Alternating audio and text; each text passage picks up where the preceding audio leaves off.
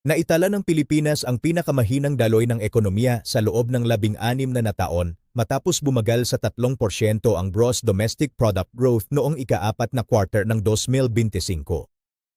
Kung hindi isasama ang panahon ng COVID pandemic, ito na ang pinakamababang performance ng bansa mula pa noong 2009.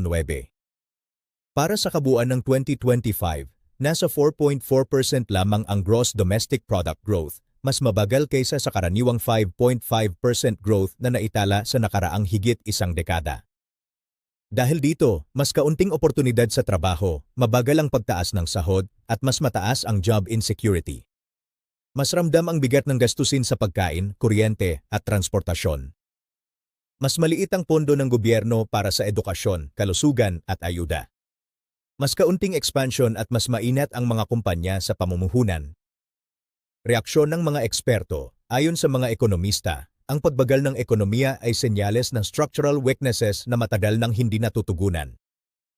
Kung hindi agad makakahanap ng solusyon, maaaring magpatuloy ang mabagal na daloy ng ekonomiya at lalong mahirapan ang ordinaryong Pilipino na makabangon mula sa epekto ng pandemya at mga kalamidad.